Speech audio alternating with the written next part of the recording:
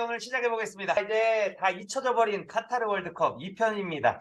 선생님이 방학이 시작되고 학교를 옮기고 이러면서 2달이나 공백이 있었는데 새로운 학교, 새로운 교실에서 2편 시작해 보도록 하겠습니다. 자, 1편에서 마무리가 어떻게 됐었냐면 포르투갈이 인도를 가기 위해서 배를 타고 인도까지 가는 방법에 대해서 이야기하고 있었습니다. 첫 번째 방법은 서쪽으로 가다 보면 지구가 둥그니까 동쪽에서 뿅 나올 거라는 믿음으로 서쪽으로 가다가 미국을 발견했던 그 콜럼버스 이야기 있었죠. 그리고 두 번째는 우리는 그냥 익숙한 항로로 가자 해서 유럽에서 인도까지 직항로, 한 번에 가는 항로를 최초로 발견한 바스코다가마까지 이야기를 했었습니다. 그래서 바스코다가마가 인도에 갔다 오면서 큰 성공을 거뒀다 보니까 포르투갈 정부가 인도 원정대 제2차 원정대를 꾸리게 됩니다. 2차 원정대 대장은 페드로 알바레스 카브랄이라는 사람인데 이름도 어렵다. 그래서 바스코다가마의 뒤를 이어가지고 2차 인도 탐험대 총사령관이고요. 1500년에 딱 출발을 합니다. 인도로 출발을 하는데 비바람을 만나가지고 방향을 마구마구 잃었다가 낯선 땅에 도착하는데 라면서 끝났었어. 기억나? 그래서 어디에 도착했냐? 그곳은 바로 브라질입니다. 지금의 브라질. 우리가 포르투갈을 잡고 기적적으로 진출한 16강에서 만난 세계 랭킹 1위였어. 축구를 원체 잘하는 팀이었고 브라질을 이기는 거는 어려울 것 같다라고 예상을 했는데 아니나 다를까 이렇게 4대1이라는 점수차가 있는 경기 결과가 나왔었지. 그래서 우리나라는 16강전에 탈락을 했단 말이야. 근데 이때 축구 얘기를 조금만 더 하자면 브라질 잘하는 건 누구나 알지. 축구 잘하는 거. 세계 랭킹 1위고 패스 잘하고 슛 잘하고 조직력 좋고 체력 좋고 잘하는 건 알았는데 난 보고 놀란 게 몰래 시간 끄는 거, 심판 몰래 반칙하는 거 이런 경기 외적인 것까지 너무 잘하는 거야. 브라질은 진짜 축구 도사구나. 얘들이 우승하겠다 싶었는데 8강에 올라가더니 크로아티아한테 똑 지고 8강에서 탈락하게 됩니다. 자, 브라질이 그때 세계 랭킹 1위였는데 월드컵이 끝나고 난 뒤에도 그래도 세계 랭킹 1위는 유지를 했어. 원래 걸어놨던 점수가 있어가지고 8강에서 탈락했지만 그래도 랭킹 1위는 유지했다. 지금 세계 랭킹 2위는 누구냐? 메시의 아르헨티나. 세계 랭킹 2위로 한 단계 올라갔어. 원래 3위였다가 우승하면서. 그리고 준우승국이었던 프랑스도 4위였다가 3등까지 올라갔고요.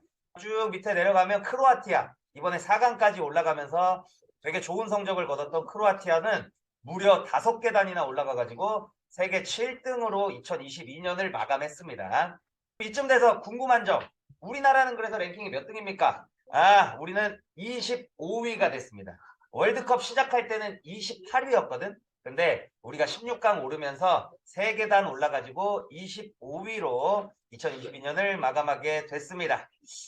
자, 다시 세계사로 돌아와가지고요. 포르투갈이 원래 가려고 했던 곳은 이렇게 아프리카를 돌아가지고 인도까지 가는 거였는데 그 폭풍우를 만나면서 브라질에 떨어지게 된 거죠. 그러니까 인도에 가는 길에 비하면 엄청나게 가까운 곳이란 말이죠. 자, 그래서 도착한 곳이 어디냐? 지금의 이 브라질의 포르투세구르라는 지역 요쪽에 떨어졌다. 요쪽에. 지금 선생님이 여기 빨간 점으로 콕 찍어놓은 요쪽에 도착을 했대.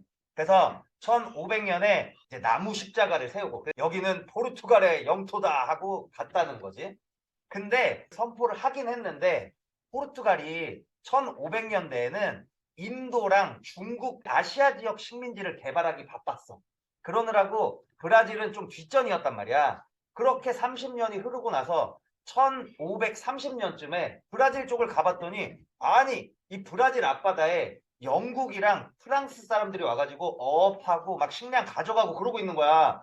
그러니까 포르투갈이 공식적으로 선언을 해야겠다 싶어가지고 1534년 발견으로부터 34년 뒤지 여기는 포르투갈 제국의 식민지다라고 정확하게 선포하게 됩니다. 그래서 브라질 식민지가 공식적으로 출발하게 되는 거고 브라질 식민지는 1534년부터 1815년까지 대략 한 300년 정도 식민지 시기를 겪게 됩니다. 브라질의 식민지는 자꾸 커져가지고 포르투갈 본토보다도 몇십 배 더 큰 나라가 되고 식민지 후반으로 가면 본토보다도 오히려 더 잘 살고 힘이 강하게 됩니다. 근데 그 1800년대에 가면은 본국인 포르투갈은 아예 박살이 나고 포르투갈뿐만 아니라 유럽 전체가 난리가 나는데 그 이유가 뭐냐? 바로 나폴레옹의 등장 때문입니다. 예, 나폴레옹이 이 유럽 전체를 정복 전쟁을 시작한단 말이야. 그래서 나폴레옹이 최대로 땅을 넓혔을 때가 유럽 거의 전체를 다 먹었다고 할 정도로 유럽이 나폴레옹한테 완전 휩쓸리고 있던 시기입니다. 1800년대부터. 나폴레옹이 유럽 전체를 휩쓸면서 포르투갈은 박살이 나는데요. 그래서 이 포르투갈이 나폴레옹한테 점령당하고 왕이 급하게 도망을 가. 그 부자들하고 신하들하고 몇 명만 태워가지고 얼른 브라질로 도망가서 1807년에 브라질에다가 수도를 옮겨. 그러니까 포르투갈이라는 나라는 이제 유럽에서 거의 박살났고 포르투갈의 수도가 식민지인 브라질에 생기게 된 거야. 브라질의 리우데자네이루라는 도시에 수도를 이제 변경하게 됩니다. 리우데자네이루 너네 워낙 어릴 때인데 2016년 너네 몇 살 때일까? 5살, 6살 때야? 이때 올림픽 열렸던 그곳입니다. 그래서 이 리우 2016 해가지고 우리나라가 금메달을 9개 따면서 세계 8위를 했던 그 올림픽입니다. 1등은 미국이네요. 근데 나폴레옹도 뭐 권력이 영원하진 않을 거 아니야. 나폴레옹이 1815년에 워털루 전투라는 거에서 패배를 하면서 요거를 시작으로 나폴레옹은 축축축 몰락하게 됩니다. 워털루 전투라는 게 너무 유명해가지고 나중에 이 아바라는 가수의 워털루 보이지? 이 노래로도 나왔을 정도야. 그래서 여기 나폴레옹이 몰락을 하다가 결국에 영국 군대한테 체포가 돼가지고 포로로 잡혀. 그래서 여기 빨간 점 찍어놓은 아프리카랑 남미 사이에 있는 여기 바다 한가운데 있는 생뚱맞은 섬으로 유배를 당해. 거기 섬 이름은 세인트 헬레나. 근데 나폴레옹이 왜 이렇게 생뚱맞은 섬으로 유배를 갔냐? 여기가 영국의 식민지였거든. 그래서 영국에 체포됐으니까 영국이 나폴레옹 도저히 도망 못 가게 이 망망대해 가운데 있는 섬에다가 가둬놓으니까 1821년 나폴레옹은 사망하게 됩니다. 나폴레옹이 사망하고요. 포르투갈 왕이 다시 포르투갈로 복귀를 한단 말이지. 근데 브라질은 어떻게? 아들을 남겨두고 간단 말이야. 아들아, 브라질 잘 보고 있어라. 나는 이제 본국으로 간다. 그러면서 포르투갈로 가는데 세상에 웬걸? 아들이 아버지 죄송합니다. 저는 이 브라질에 있는 저만의 세력과 함께 브라질이라는 새로운 나라로 독립하겠습니다. 그러면서 1822년에 독립을 선포하게 됩니다. 그러면서 브라질이라는 나라가 시작되게 된 겁니다. 포르투갈의 식민 지배를 300년 정도 겪다가 이제 브라질이라는 나라로 정식 출범하는 게 1822년. 지금이 2023년이니까 브라질이 작년에 200주년이었네. 그러니까 지금 201년째 되는 나라라고 할 수 있습니다. 자, 브라질은 여기서 마무리하고요. 브라질 탄생할 때 주요 등장인물이었던 나폴레옹. 나폴레옹이 어느 나라 사람인지 너 혹시 아니? 프랑스? 오, 정답. 바로 여기입니다. 프랑스입니다. 프랑스. 자, 요거 몽마르트 언덕, 요거 마르세유 궁전, 이거 에펠탑, 지단이 개선문, 그 다음에 전 세계에서 가장 유명한 그림 모나리자. 그 그림이 전시되고 있는 루브르 박물관까지. 여기. 그래서 전 세계가 사랑하는 아름다운 도시 파리. 그 파리의 축구팀 파리 생제르맹. 파리 생제르맹의 에이스 음바페. 요즘에 이제 메시, 네이마르, 뭐 호날두 이런 급과 이제 더불어 어깨를 나란히 하고 있죠. 근데 요즘에는 음바페지만 선생님 때는 이 지단이 음바페보다 더 유명했고 더 잘했어. 그리고 앙리라는 사람도 있었거든. 이 사람도 거의 레전드, 완전 거의 지단급이었어. 프랑스가 축구 강국으로도 되게 유명하고요. 그래서 프랑스 축구 얘기 잠깐만 해보면 조별리그 때 튀니지한테 한 번 졌어. 근데 어쨌든 한 번 졌지만 2번 이겨가지고 올라가서 16강에서는 폴란드를 상대로 3대1로 이기고요. 8강전에서 프랑스의 영원한 라이벌.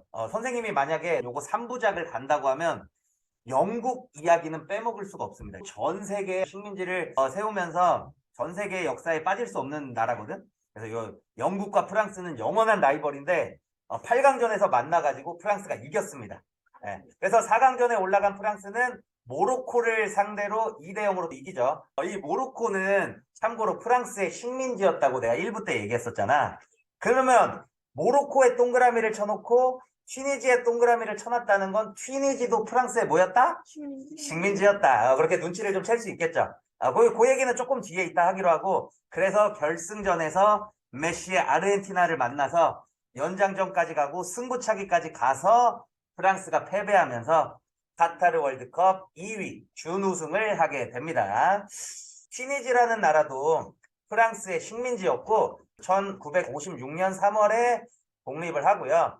위치를 보면은 아프리카의 북부 지역이란 말이야. 근데 일부를 잘 본 사람은 알겠지만 북아프리카 지역은 이슬람교를 믿는 나라들이 거의 대부분이야. 그래서 여기 이 튀니지도 이슬람교를 믿고 아랍어를 사용합니다. 근데 위치상 그 강력했던 프랑스가 지중해만 건너면 바로 만나는 곳이기 때문에 이 프랑스의 소나기에서 벗어나지를 못했던 나라 중에 하나고요. 그 바로 옆에 있던 알제리도 참고로 프랑스 식민지였습니다. 그리고 그 옆에 있던 모로코도 프랑스 식민지였습니다. 엄청나게 강력했던 프랑스고요. 그 식민지배를 겪었던 튀니지. 근데 월드컵에서 딱 1대0으로 이기면서 좀 소름을 달래지 않았을까 싶습니다. 그래서 지금 준비한 자료는 여기까지고 2부는 여기서 마치도록 하겠습니다. 반응이 좋다면 3부 자료까지 선생님이 또 열심히 연구를 해가지고 준비하도록 하겠습니다. 오늘은 여기까지.